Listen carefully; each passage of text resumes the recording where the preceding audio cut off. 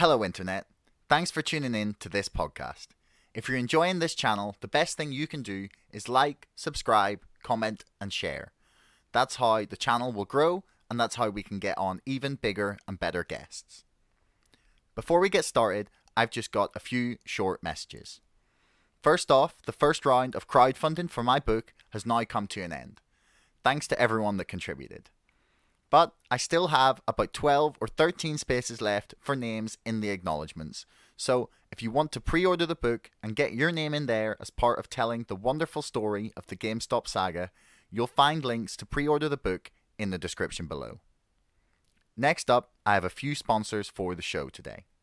Have you ever heard of Warhol, Monet, Banksy? Some critical people have influenced the direction of art to create new art movements such as pop art, street art, and others. During ancient times, wise people spread the tales of the past to anyone who would listen. The art of storytelling is lost in the education space of today. So, the Art Legends in History podcast have made it their mission to teach students about the masters of the art world, art movements, and art history by telling stories. The Art Legends in History podcast covers various artists and eras from history to give you a general baseline of knowledge and help you understand art better. They cover Picasso to the pyramids and everything in between in digestible 10 or 15 minute chunks. Go to arthistory.org or search Art Legends in History wherever you get your podcasts. That's arthistory.org and the Art Legends in History podcast. Educating yourself about the art world has never been so fun. Next up, I have a wonderful podcast to tell you about, but no, it's not this one. Rico and the Man is a New Jersey meets California no-holds-barred podcast about the entertainment industry, where former college buddies Rob Traegler and Peter Martino both slaughter and praise Hollywood and the film industry. The two bounce really well off of each other, sliding effortlessly between childish banter and in-depth commentary and analysis. For listeners who love Kenny G, one of the latest episodes, Spider-Man: No Way to the Toilet, not only contains one of the funniest and most wide-ranging discussions of the highly anticipated new Spider-Man film, why does Doctor Strange seem so off in the trailer, will Tobey Maguire cameo in the film, and why the sheer number of other superhero films allows filmmakers to be more creative in the modern day. But it also includes music from saxophone legend Kenny G, not to be confused with the hedge fund manager that Twitter was calling for the arrest of. Hashtag Ken Griffin lied. Rico and the Man covers the latest entertainment news while keeping a firm foot in the Hollywood that was. With special guests, best of lists, trivia, and an attempt at comedy, Rico and the Man is the perfect distraction for your pesky priorities. You'll find links for everything in the description below. Anyway, here's the podcast.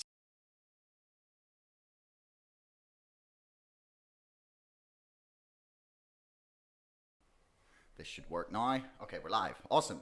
So, hello everyone. Welcome to another episode of Chatter. Today I am here with Robert Palmer from Tax Justice UK. So welcome to the show, man. Hi, thanks for having me. Maybe I should change my surname. I quite like the ring of Robert Justice. Yeah, it's pretty good. Although, I mean, I would probably stick with Robert Palmer because, like, were your parents big Led Zeppelin fans? I mean, actually not. I think they were quite, not really interested in music and had absolutely no idea at all. There's also, Robert Palmer, rock star. What was some of his? Addicted to Love, Simply Irresistible. So, I think it just went totally over their head. Oh, well, so it was totally accident then. Totally accident. Oh, well. Anyway. So today we're here mainly to talk about Tax Justice UK and the Pandora Papers, which is like the big story of the week before we all forget and move on next week. So why don't you tell us a little bit about Tax Justice UK, just so people get an idea of who you are? So we are a campaign group and we want to see a fairer and more effective tax system here in the UK, making the case for the fact that tax pays for lots of things that we like and that we need, from public services to various other things, we can also use a tax system to tackle the rampant inequality that we have in our society. Some of your listeners may have heard of our sort of opponents, the Taxpayers Alliance, whose main job is trying to get lower taxes and slashing the state. So we're all about how do you build political support for a fairer tax system that hopefully will help everyone. I mean, the Taxpayers Alliance are they're an interesting group of characters, aren't they? We don't know who funds them. We don't know who funds them. We can make a bet that, big business, wealthy individuals who want lower regulation, smaller state are behind them. But for us, it's about making, a political and reasoned case for fairer taxes. And there are a lot of experts and economists out there who look through the detail of what does a fairer tax system mean. We're really interested in how do you actually make that happen. Well, I guess like the biggest thing that I'm always curious about is like, why can't we just like close the tax loopholes? Because I mean, I assume, correct me if I'm wrong, like tax justice is like you want everyone to have the rules applied equally to them, like the tax laws, you want that apply equally to everyone. So like, why can't we, or haven't we, like just, why are tax havens even a thing? Like, yeah, so I mean, tax havens go hand in hand with the kind of liberalization of the economy. They really start popping up in the 1970s, the 1980s, as a way of getting around the controls that big countries like the US and the UK had in place on moving money. A lot of people forget that in the 70s, in the 60s, there were real limits on being able to move money in and out of major countries. And so tax havens were a part of a sort of shadow system to move money around and keep it hidden from the authorities. So that's where that's where they come from. It's about escaping rules, escaping scrutiny, escaping tax as well. But your question was, why haven't we shut them down? Yeah. And there's kind of two parts to that. The first one is there actually has been quite a lot of progress in the last 10 years of bringing in more tax transparency, bringing in better rules, closing loopholes, putting more money into enforcement. So, I think it's really important to recognize we have made some progress, but we still have tax havens. And that's partly because there are very rich, very powerful people and companies that use them, that benefit from them, that are able to hide their identity. And the Paradise Papers out this week Pandora Papers. I get there are so many different alliterative papers. The Pandora Papers out this week are a really good sneak peek behind the curtain at what's going on in these tax havens. And we've had reports of really senior political figures, business figures using tax havens to hide their money and hide their identity. And money equals power, and power is there's a lot of political pressure not to close these places. So it's like, it really is that simple. It's just corruption, basically, or not even corruption, but like people in positions of power saying, well, that would be a bad thing for us if we had to like have everything in the UK. We'd like keeping some money offshore. So just, Boris, Keir, can you not touch the tax havens? So those conversations probably don't happen quite as explicit, although who knows, I'm not necessarily in the room. Yeah. There's also a challenge that you need to try and get coordinated global action to shut these places down. And again, that's where we've seen some progress really since the financial crisis, where countries have come together, have brought in new measures, have closed down some of the loopholes, have made this stuff harder. And so we've seen some progress. I think one of the other really important things to think about with tax havens is, the actual real activity, the strategizing, the thinking, it doesn't happen in these little tax havens. It happens in places like London and New York. And tax havens are all about pretense. They're about pretending that activity or money exists in a mailbox in the British Virgin Islands, or the decisions of a hedge fund are made in the Cayman Islands. That's rubbish. That is not how it works in practice. What happens is people in very, very expensive boardroom suites in London and New York and Frankfurt and Paris, they're the ones making the decisions.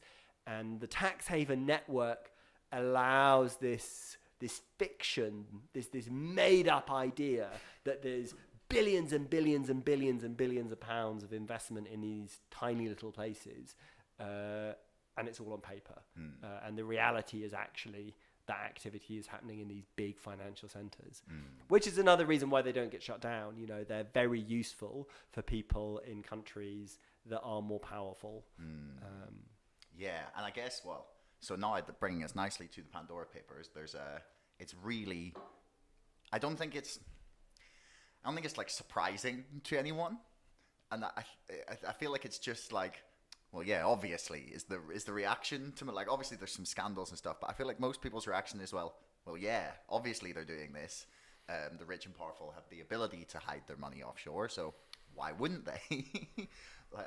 Like, for example, I don't think anyone would be stunned that Tony Blair saved £312,000, or yeah, £312,000, yeah, on the because he had his nice little Blair company, or Blair LLC, or whatever you called it, offshore. And it's such I think the thing that like stuns me every time I go into this subject is just like how routine that offshoring of money is to like some big corporations. It's just like, and especially like the big four accounting firms that sort of enable this. They write the tax laws and then sell the ability to get around it to their customers.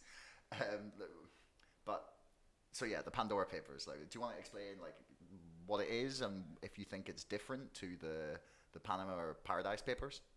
Yeah, so the Pandora Papers is a massive leak of millions and millions of documents.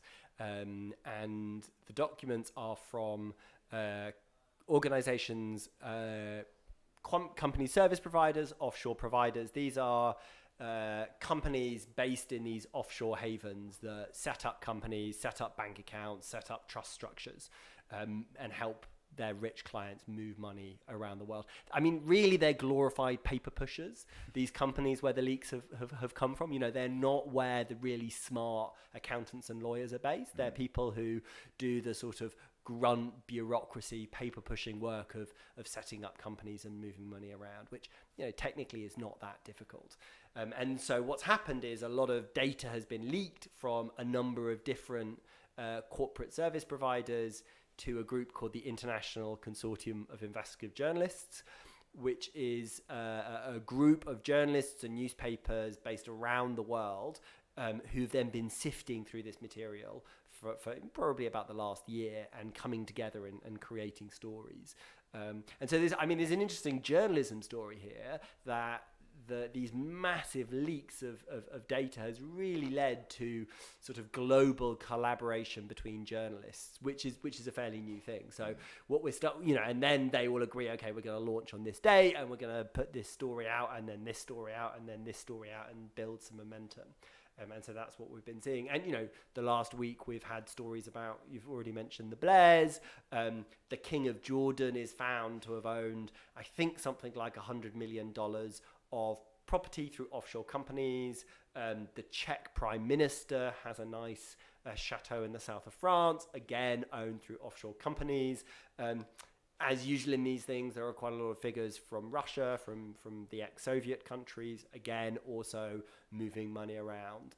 You know, a lot of this is about hiding assets as opposed to straightforward tax evasion or avoidance. I mean, there are some sort of corruption and money laundering stories in there as well. But I think what you were saying about this being routine is really important. You know, if you operate at a certain level of wealth and power, you know, using offshore complicated structures is absolutely par for the course. And it was quite interesting, some of the reaction around the Blair story, where they managed to save £300,000 in stamp duty when they bought a property, is, oh, this is just how it's done. This is just business. You know, there are sort of people who are accountant experts, tax lawyers, who are like, why is everyone making a fuss? This is just normal business practice. Yeah. And that's why I think people should get angry, is that there's one rule for the rich and powerful and a different rule for the rest of us. Yeah, I guess that's the thing that always gets me about this is like when you get to a certain level of wealth, like tax becomes optional. It's not an obligation anymore. It's like, well, you can get around it, so why wouldn't you? And I think what has changed is it is harder to do the really dirty tax evasion, absolutely hiding your assets from the tax authorities.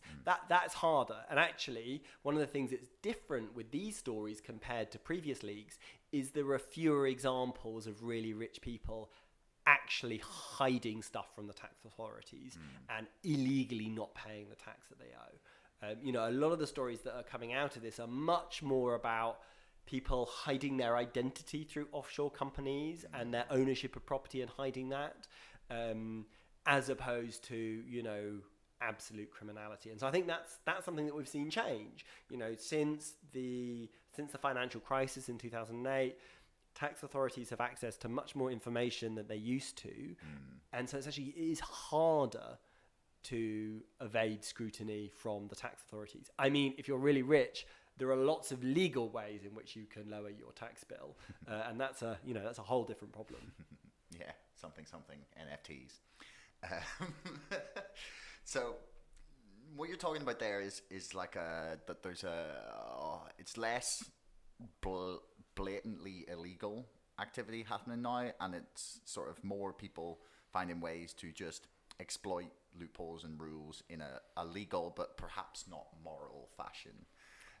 Yeah, I think that's true. I think it's both about reducing tax bill and secrecy. So a lot of the big political stories in here are about rich, powerful politicians owning property and not declaring it and being angry that it's come out that they own this property. And that's a problem. I mean, another problem, for example, with the Blairs, what they did was almost certainly legal, and it highlights a flaw in the tax system. It highlights a loophole that if you buy a commercial property and you buy it through a company that owns the property, you don't pay stamp duty, whereas if you buy the property itself, you do. And so I think what we need to do as campaigners, I think it's really important to highlight we have had successes. We have seen the ability of really rich people to evade tax in a totally illegal way. That has become harder. And that has partly become harder because of campaigners, because of people power, because of anger. So things can change, and yet, and this is, this is a campaigner, this is a balance, I think it really is really important. Change is possible. We have seen change, but there's so much more that needs to happen. We have a tax system that is set up in the UK and around the world that means if you're really rich, you can find endless ways of reducing your tax bill.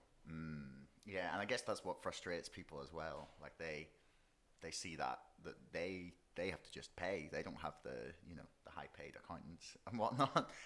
So what do you think the biggest story out of this thus far is? Like, what's the one that's causing the most waves, or is perhaps the one that you think is the most important or significant? So I think, in the UK context, we've obviously got the story of the Blairs. We've also got some stories of a number of donors to the Conservative Party cropping up in these stories, involved in various business deals. There's one allegation that one of these donors was involved in a business deal which subsequently was seen to be corrupt.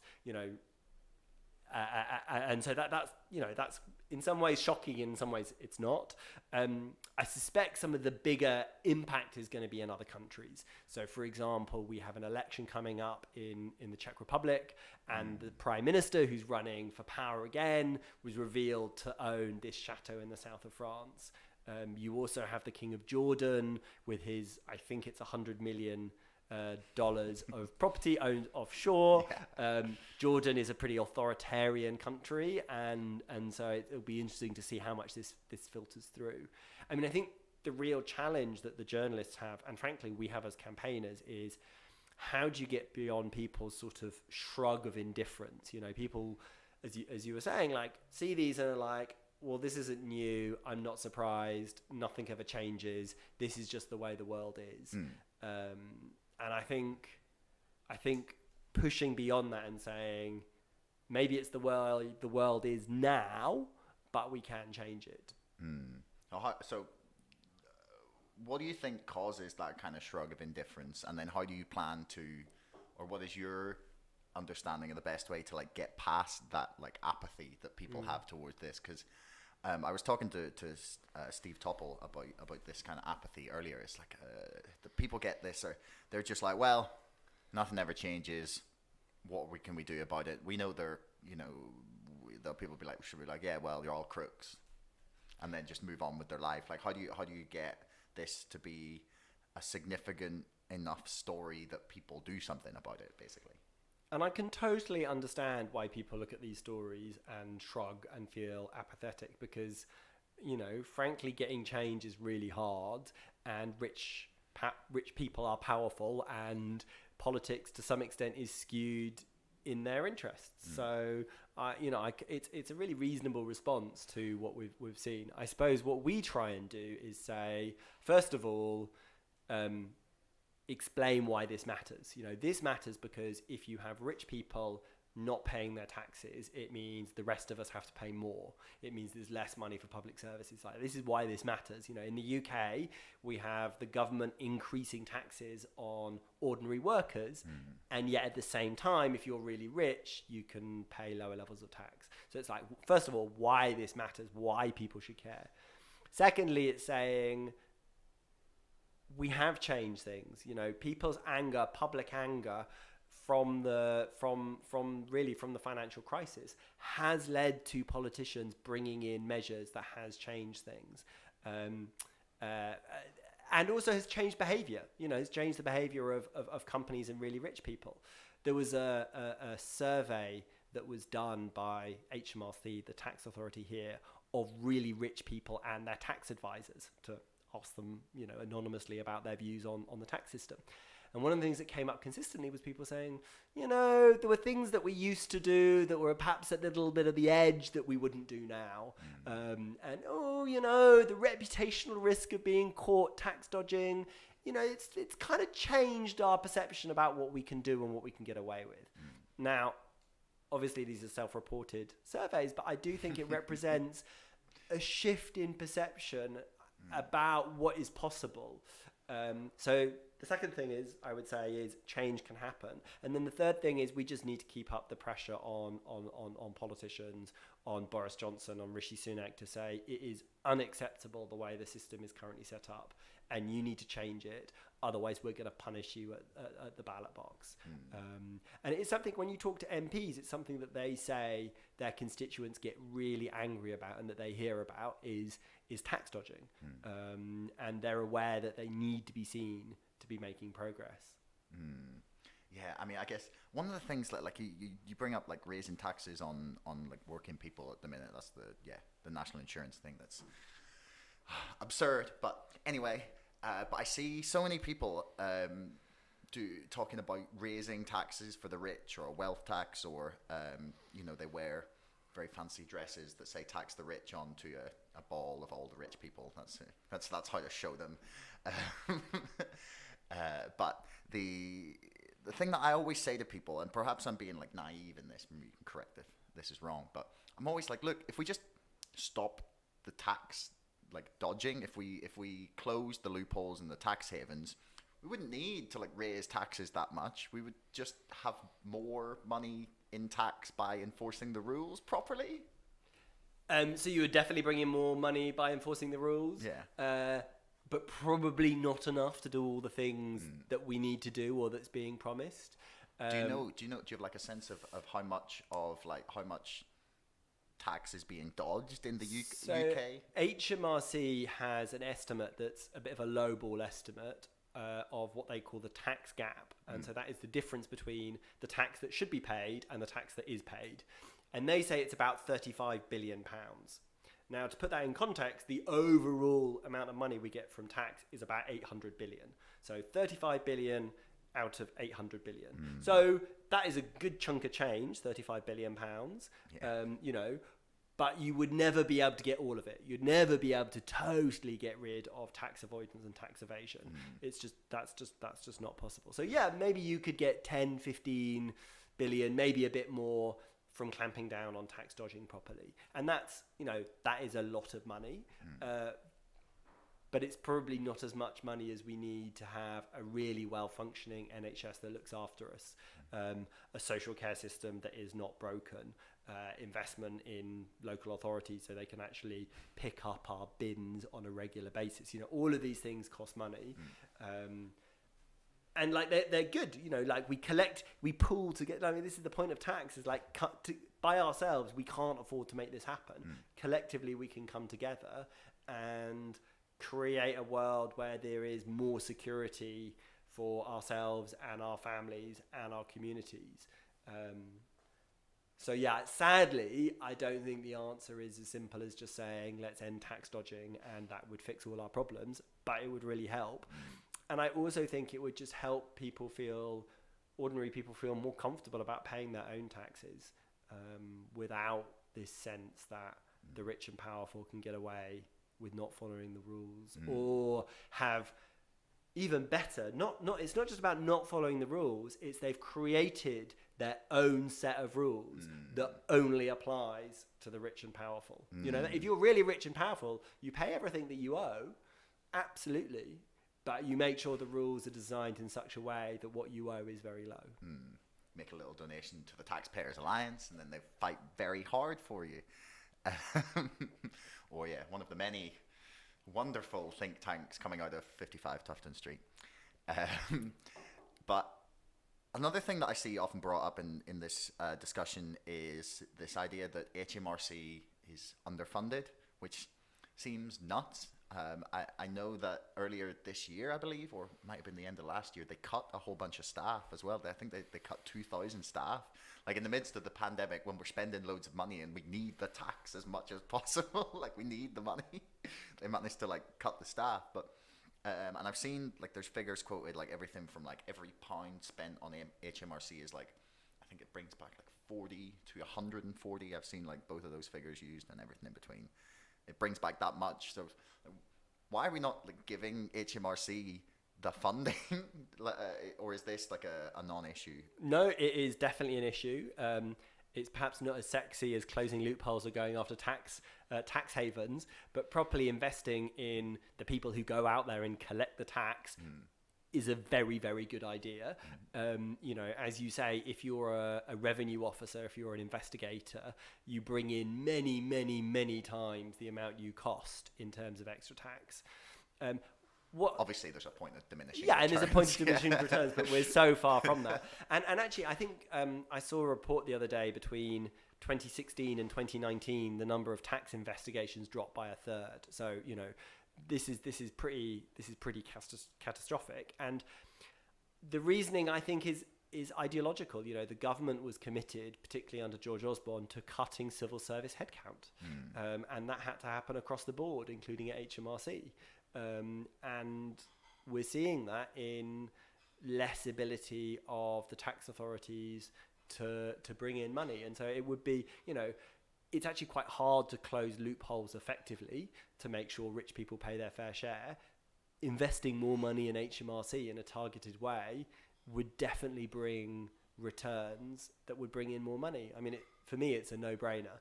And it's interesting that it hasn't happened. Yeah, it doesn't get discussed very often. I guess probably, like you said, it's not that sexy an issue. But so before we started, you were talking about some revelations about how the tax system in the US is set up, and you were talking about South Dakota. So what have we learned about how tax works in America in this sense? So the Americans are really strong on going after their own citizens around tax, like really strong, and will bully other countries to give up data and information, and have created an amazing system where every other country in the world basically has to send America information on assets owned by American citizens. America is not so good at sharing that information back with other countries. And so this means, and this is kind of perhaps counterintuitive, but actually there are a number of US states which are basically tax havens for foreigners. And one of them that has come out in this week's revelations is South Dakota, which again, you think of as sort of big skies and kind of cowboy country and not a tax haven. But actually there's billions and billions of dollars of overseas money sloshing through South Dakota. And in the US, there are the regulations around setting up companies or trusts or looking after this sort of money is basically non-existent. And so America is actually a very sensible place to stash your money if you're not an American and you want to hide it from the tax authorities of your own country. So if you are American, the IRS, their tax authority is pretty strict. Yeah. But if you're a foreigner and you want to hide your money in the US, it's really pretty easy. So how does that work? So like, could you like walk us through what we've learned about like South Dakota? So like, what are people doing? Like, what is the mechanism by which they're like hiding assets or avoiding tax here? So the classic way of hiding assets is you don't want to own the asset in your own name. What you want to do is you want to have the asset, and when we're talking about assets, we're talking about money, stocks, investment, property, bank accounts. You want the asset to be owned by a company or a trust.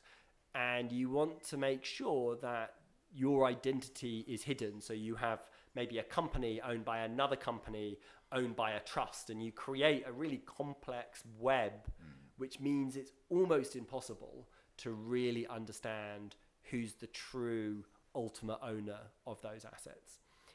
And this is an area where there's been some success globally. In the UK and elsewhere, we have much more information publicly available on the ultimate owners of companies and trusts.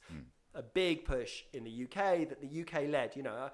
I don't always agree with the conservatives, shall we say, but actually when David Cameron was in power, one of the things that he did was to push forward more transparency over company ownership.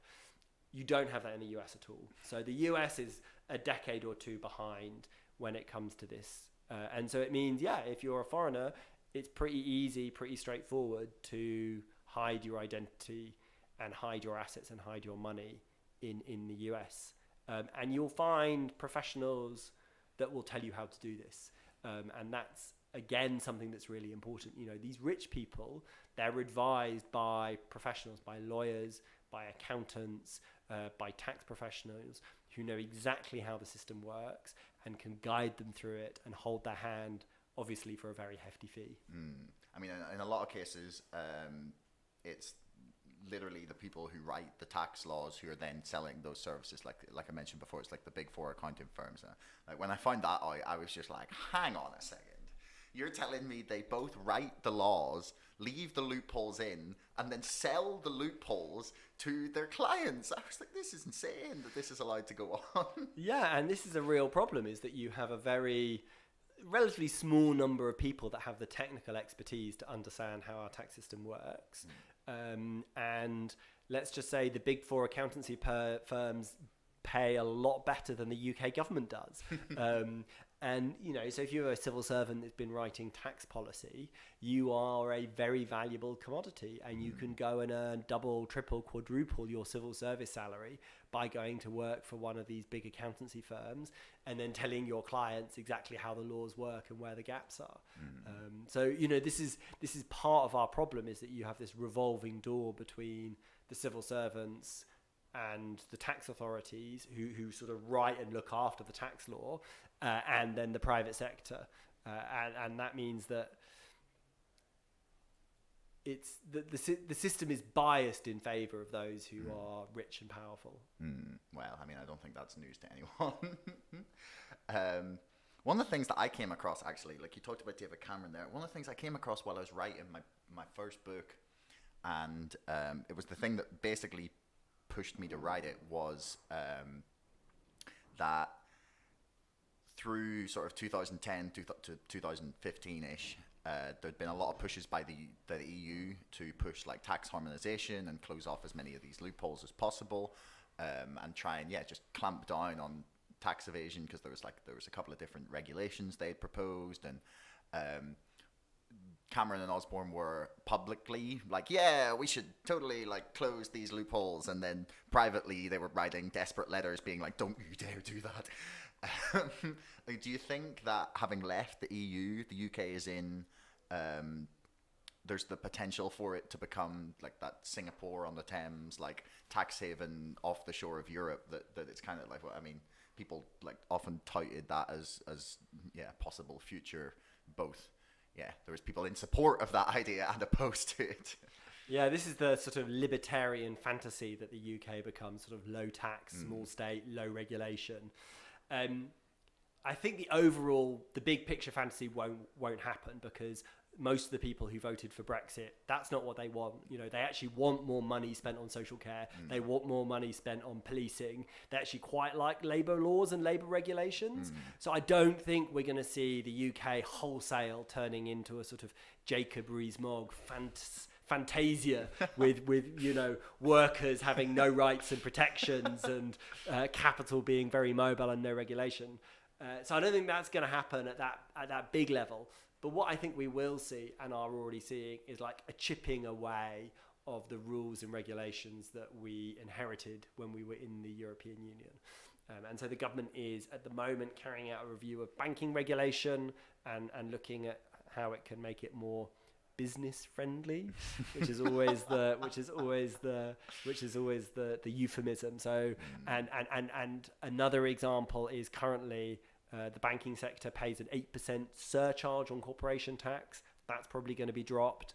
So I think what you'll see is like nibbling away at the protections, a few tax cuts here, a few tax cuts there. But I don't think we're going to become, you know, a massively small state, low tax country, just because there's not the votes in it. That's not what people want. And you can see that in Boris Johnson's levelling up agenda. You know, this is a prime minister that is promising the highest number of tax rises since the 1970s, and he's a conservative. And he's polling at 40%. And he's polling at a high level. So Yeah. this is a popular mix. At the same time, there will be ways in which, you know, loopholes will be introduced, carve-outs will be introduced, taxes will be cut.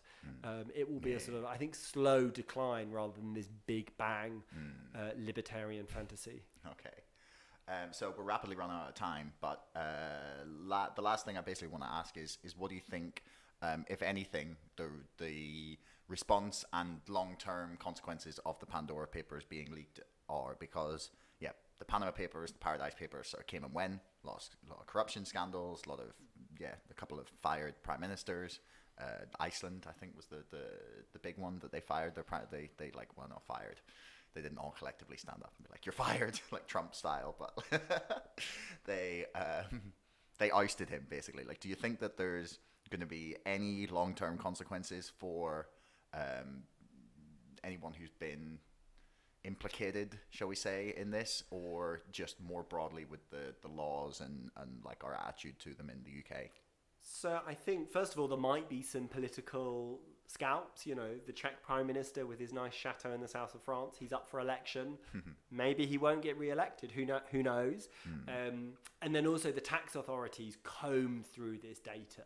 And there has been quite a lot of evidence that they've used the data coming out of previous leaks to go after individuals. So on that individual level, we might see some action. I think the bigger question, and I think it's an open question, is will it continue to spur political change and tax reform? And the last leaks did do that. There's actually some legislation that the government has promised to introduce but has stalled on that would lift the lid on UK property owned by offshore companies. The government has promised it, hasn't delivered. Maybe the Pandora Papers will be a prompt to make them introduce that legislation. So, I mean, I feel cautiously optimistic that we're moving in the right direction, even if there's so much more that needs to happen and there's so many more loopholes that need to be closed. But I think inch by inch, we are making the system better. Well, that's a nice positive note on which to end things. So yeah, is there anything you want to You want to plug before we finish up here? Yeah, I mean, if you want, I do. If you want to hear more on tax, I do a weekly newsletter. You can sign up at our website, which is taxjustice.uk. And we have a number of almost 30,000 supporters who help push this agenda and care deeply about tax reform. There's quite a lot of people. People get really angry about this. And I suppose what I want to do, and hopefully have done today, is give a sense that there is some hope, and that if we come together, we can put pressure on the government to change. Mm-hmm. Well, that's a very positive message in the midst of a crazy world. So, Robert, thanks. It's been a pleasure. Great. Thank you very much. Bye, everyone.